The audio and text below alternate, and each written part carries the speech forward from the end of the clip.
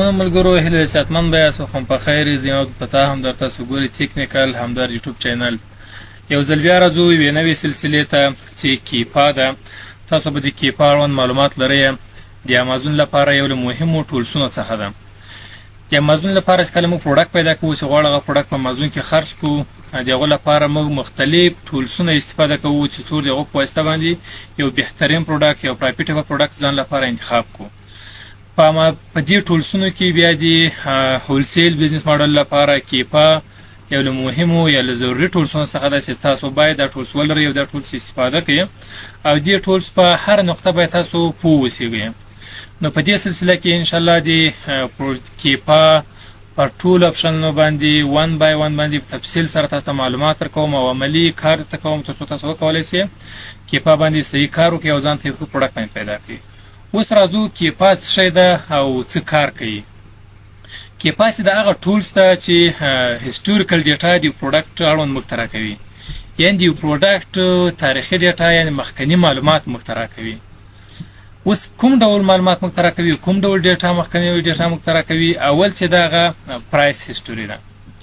موږ ته کیپا دا معلومات راکوي د پرایس اړوند چې دا پروډکټ په تېره یو هفته کې په کوم قیمت باندې خرڅ شوی ده، په تېره یو میاشت کې په کوم قیمت باندې خرڅ شوی ده، په تېر یو کال کې په کوم قیمت باندې خرڅ شوی ده، په تېرو دریو میاشت کې په کوم قیمت باندې خرڅ شوی ده.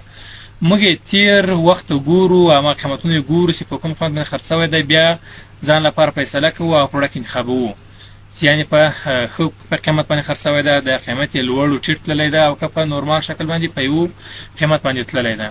نو له دې څخه موږ قیمت څخه ځای او فیصله کولی شو، ځان دا انتخابولی شو چې دا پروډکټ موږ لپاره ګټه کوي که نه کوي. که چېرته دا پروډکټ موږ اوس لیست کړو، دې پروډکټ پرایس لوړېږي او کښته کېږي که نه کېږي. نو لومړی اپشن چې ده موږ ته د پرایس یا د پروډکټ د قیمت تاریخچه موږ ته لاسته راکوي او کتلی شو چې د کیپا په واسطه باندې چې دا پروډکټ په کوم قیمتونو باندې خرڅ شوی ده. دوهم د بای باکس روټیشن موږ ته راکوي. بای باکس روټیشن څه شی ده په امازون کې؟ کله چې یو پروډکټ 10 کسان خرڅوي، 10 کسان په هغه لیست کې شامل دي، دا پروډکټ خرڅوي، په دې کې دا بای باکس چې ده دا چانس ورکول کېږي هر کس ته. مثال اوس د 10 سیلرانو کې له یوه سیلر سره د 10م سیلر سره بای باکس ده، د کوم مشتري سره چې دا پروډکټ اخلي له دغو 10م کس څخه اخیستی شي، له نورو څخه نه شي اخیستی. که چېرې له 9 کس سره بای باکس وي، له هغه 9 کس څخه اخیستی شي، په عین وخت کې له یوه سیلر څخه اخلي.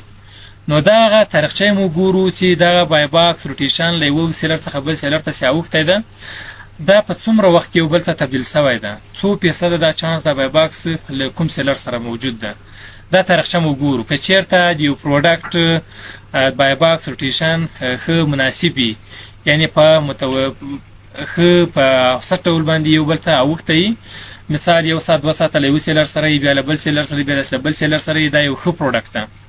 او که داسې په دې کې 10 سیلران یي، دغه بای باکس له یو کس سره 100% یي، بیا نورو ته هېڅ چانس نه ورکول چې پروډکټ یې خرڅ، له دې لیست به موږ تاسو نه شاملوو، دا پروډکټ به موږ تاسو نه لیست کوو.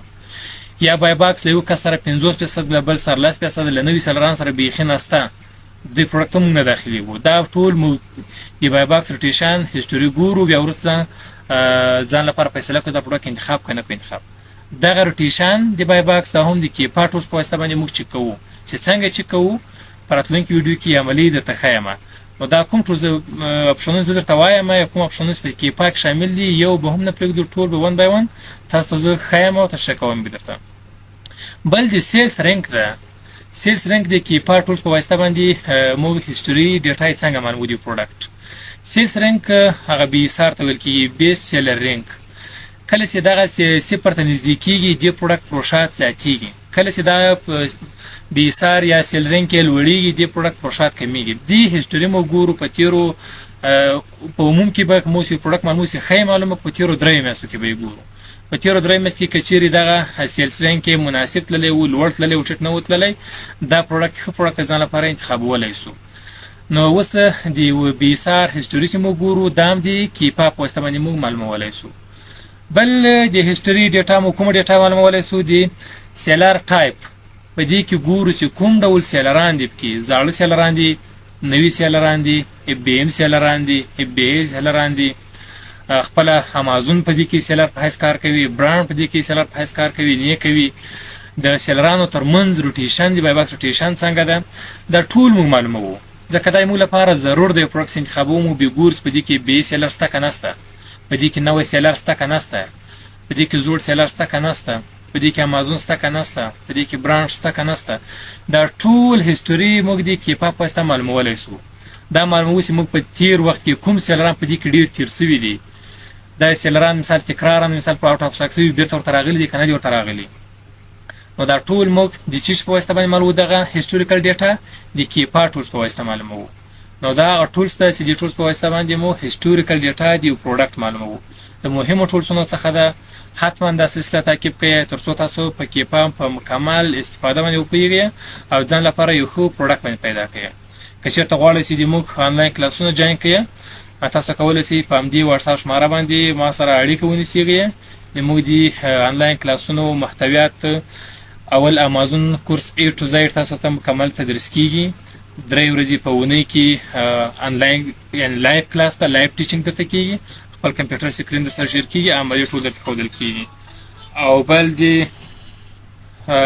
د کلاس ریکارډینګ ویډیوګانې تاسو سره شیر کیږي کوم تدریس تاسو ته وسو وروسته همغه ریکارډ شوي ویډیوګانې تاسو سره شریک کیږي او تر یو کال پورې به تاسو ته سپورټ درکول کیږي په هره برخه کې تاسو مشکل ولرئ کوم سوال ولرئ کوم پوښتنه ولرئ دا به تاسو ته پوښتنې ځوابیږي او تاسو ته به سپورټ درکول کیږي تر څو تاسو خپل پروژه په امازون کې پیل کړئ نو هیله ده چې له دې ویډیو مو یو څه زده کړي وي د راتلونکي ویډیو په لاس سپارم ښه وخت ښې چارې